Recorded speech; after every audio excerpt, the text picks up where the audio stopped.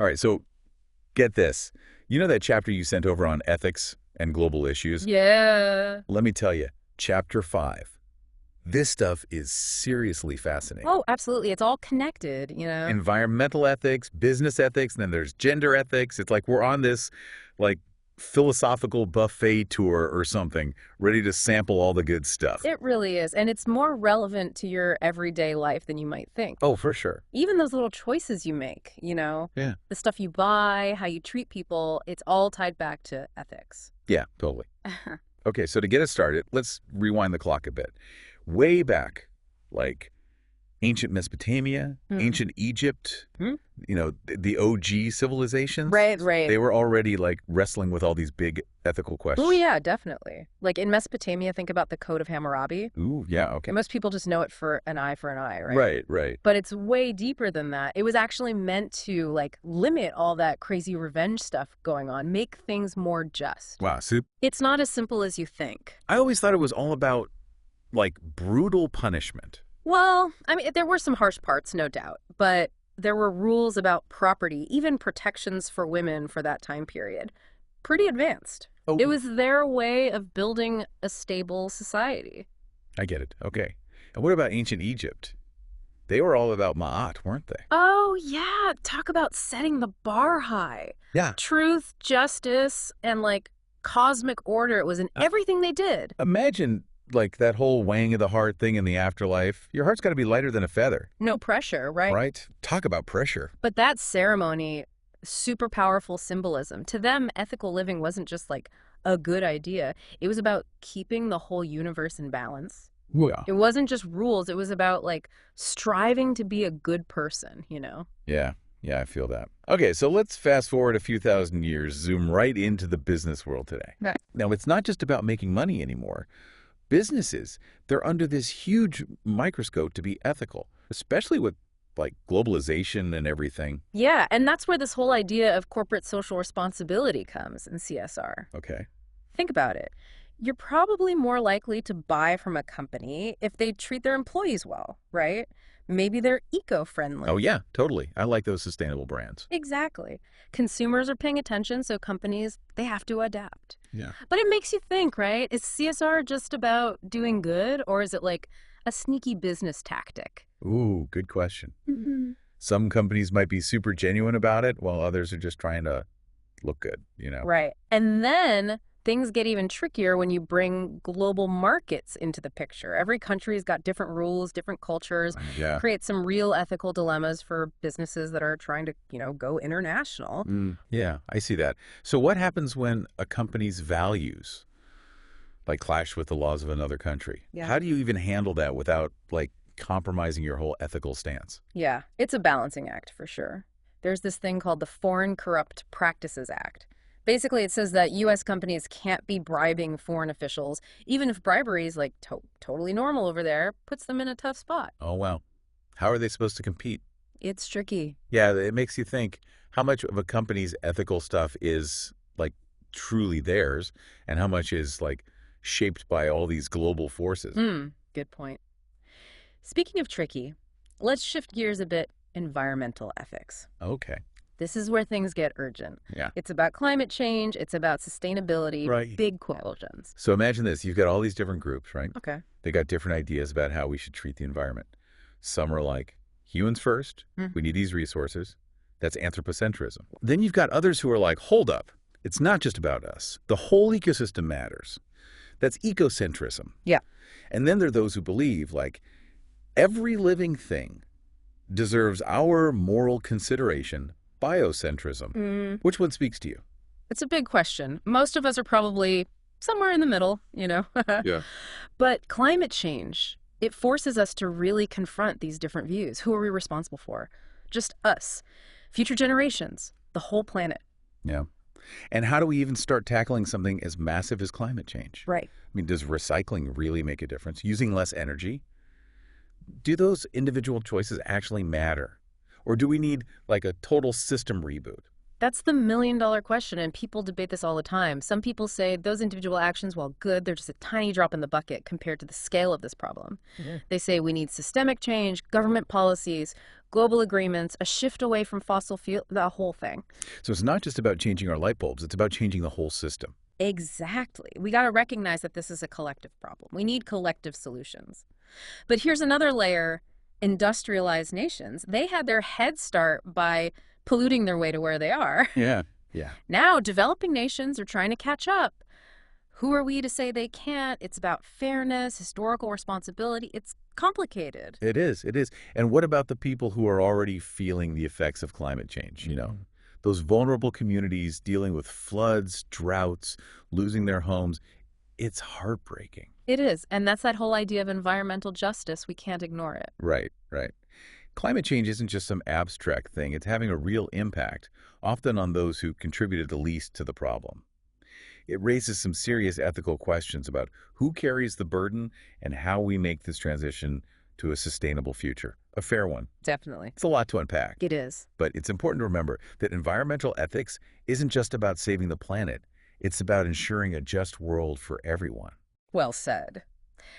And speaking of justice, let's move on to something that's, well, often filled with ethical complexities. Gender and ethics, especially in a global context. Okay. This is where we see how cultural norms, legal systems, ethical principles, they can clash.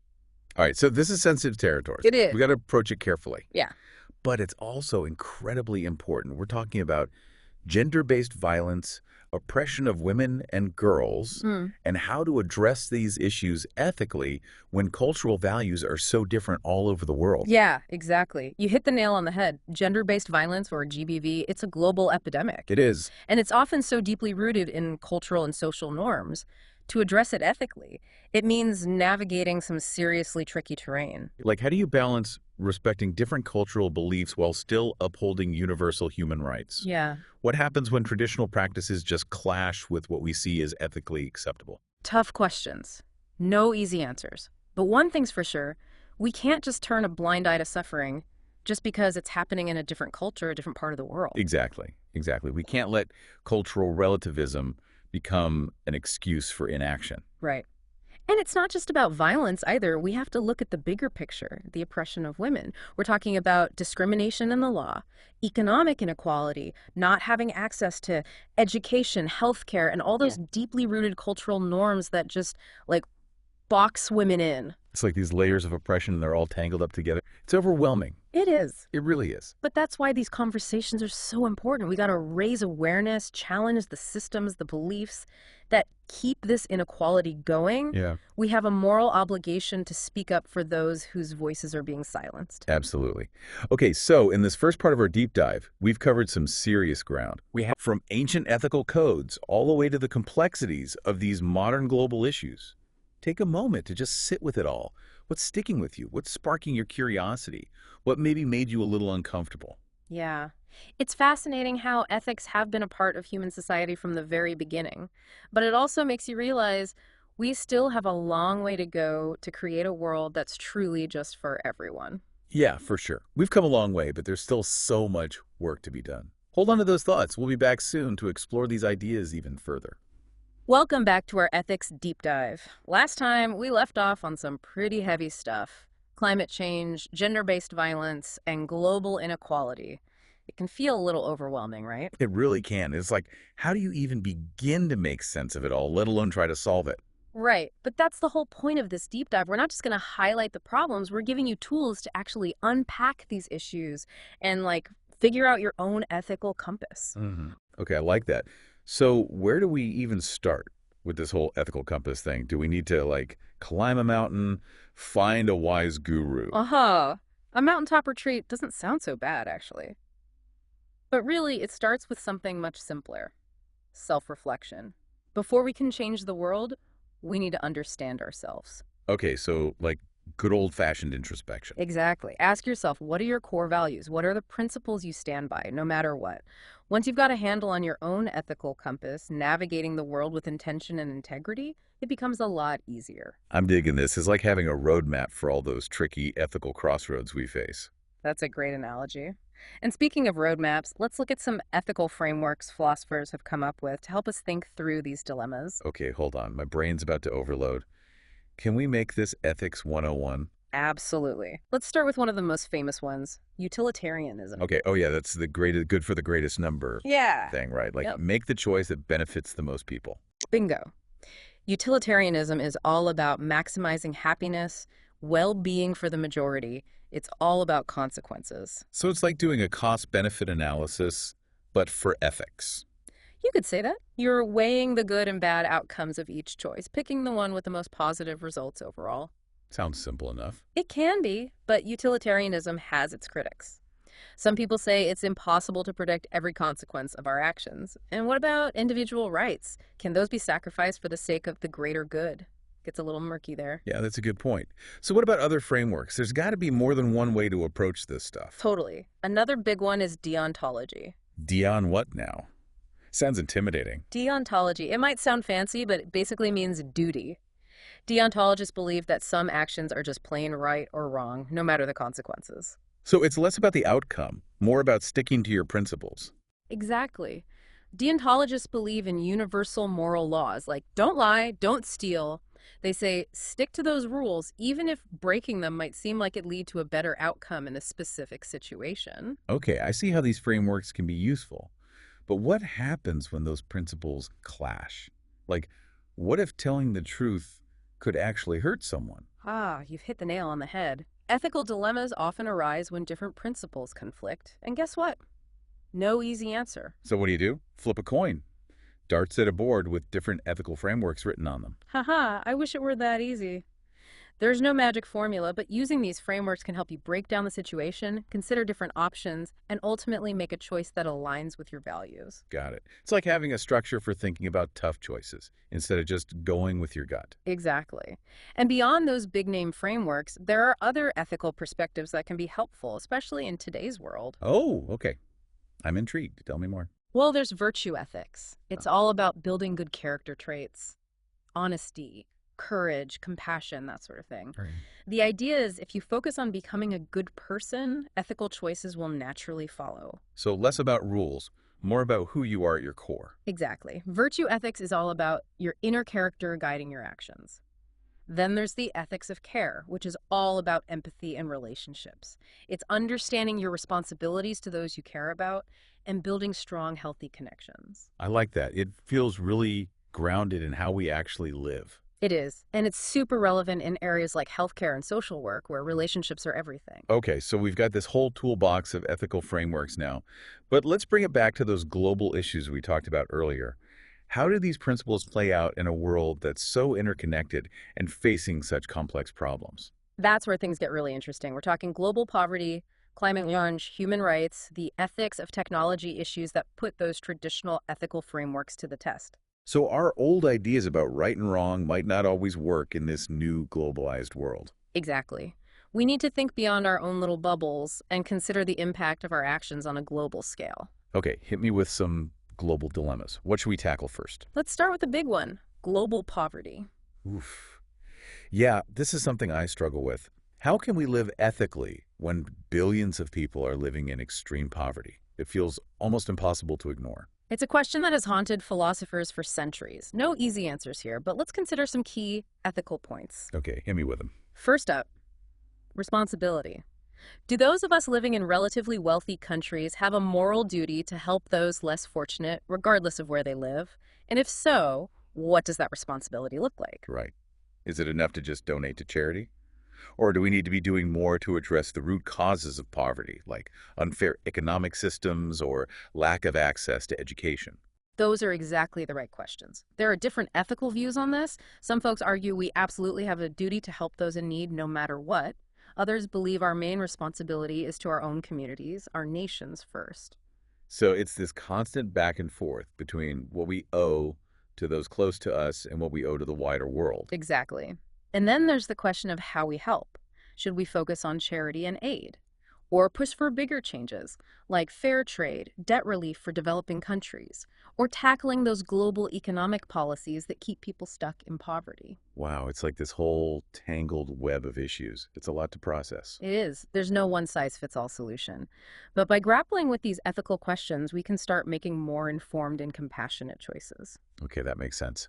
What about another global hot topic, climate change? We touched on it earlier, but there's so much to unpack there. Ah, yes, the big existential crisis of our time.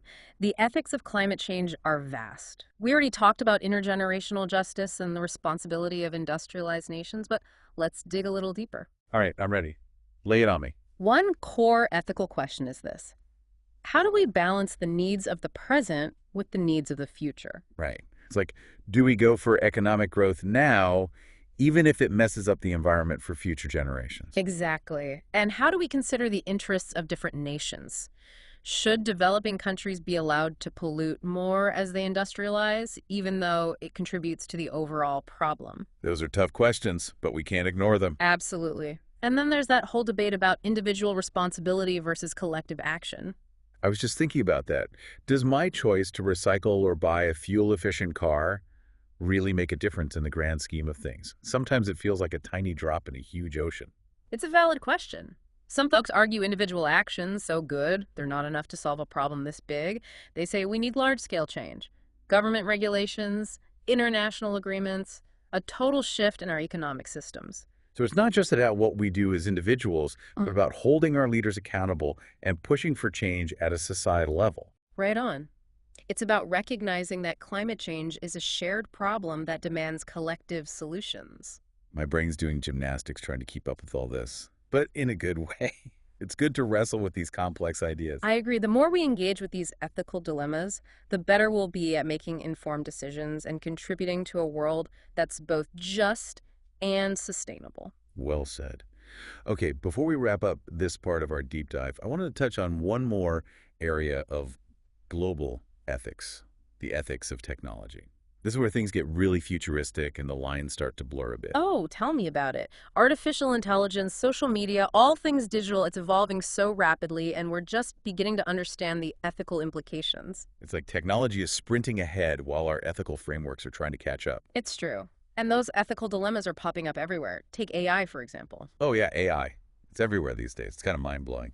It is. And it raises some seriously deep ethical questions. For example, how do we ensure AI is developed and used ethically? How do we prevent bias in algorithms? And who is responsible when AI systems make decisions that harm people? Those are great points. And then there's social media's impact on our lives, both good and bad. That's a whole other ethical minefield. You said it. We're wrestling with privacy issues, online harassment, misinformation, and the fact that these platforms can be so addictive. And don't forget about the digital divide, the fact that not everyone has equal access to technology. That creates new forms of inequality and exclusion, which brings up a whole bunch of ethical concerns. You're hitting all the key points. The ethics of technology is a rapidly evolving field, and the challenges are complex. But one thing's for sure, we need to be having these conversations now to ensure that technology is used for good and doesn't backfire on us. Absolutely. Huh. Okay, we've explored a ton in this part of our deep dive, from specific ethical frameworks to the challenges of global poverty, climate change, and even the brave new world of technology. It's a lot to process, but I hope you're finding it thought-provoking and maybe even a little empowering. Definitely. It's making me think about all these issues in a new way. So, before we jump into the final part of our deep dive, take a moment to reflect. What stands out to you? What questions are you wrestling with? Keep those thoughts in mind, and we'll be back to wrap things up and explore some potential paths forward. Okay, deep divers, we're back. Final part of our ethics journey. We've explored all those ethical theories, those huge global problems, even dipped our toes into tech ethics. Whew, I'm like mentally exhausted. I know, right? It's a lot to take in, but now is the big question. How do we actually live this stuff? How Yeah. do we put all this ethical theory into action in a world that's so, messy? Okay, yeah, less talk, more action. I'm all about that. Yeah. But to be honest, it's kind of paralyzing. Like, where do you even begin?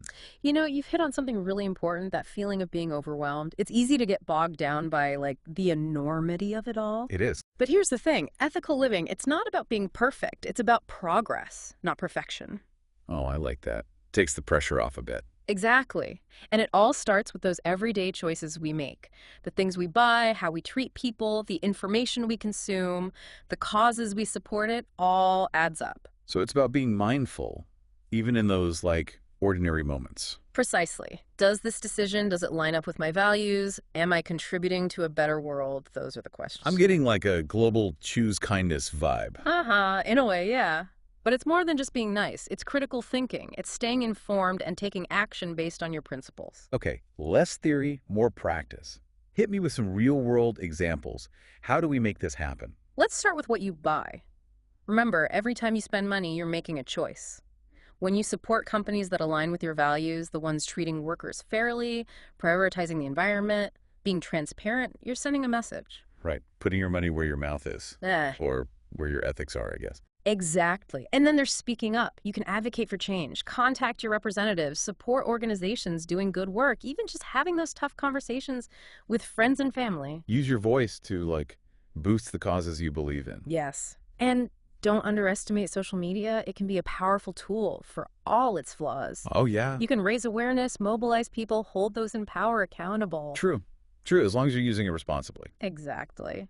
And let's not forget personal growth. Yeah. Keep learning about these ethical issues, challenge your own biases, be open to different viewpoints. It all matters. Like an ongoing journey. It is. And remember, nobody's perfect. Yeah. We're all going to make mistakes. It's part of the process. What matters is learning from them and trying to do better. Yeah, I like that. It's encouraging. Yeah. So as we wrap up this whole deep dive, what's the one thing you want our listeners to take away? You know, the world's a complicated place. These ethical challenges, they're huge. But we all have the power to make a difference, even in small ways. Our choices, our actions, they matter. I love that. Well said. Huge thank you to you for taking this deep dive with us into the world of ethics. It's been fascinating, a little mind-bending, but hopefully inspiring too. It has. And remember, the conversation doesn't stop here. Keep learning, keep challenging yourselves, and keep working towards a better world. Thanks for listening, everyone. Until next time.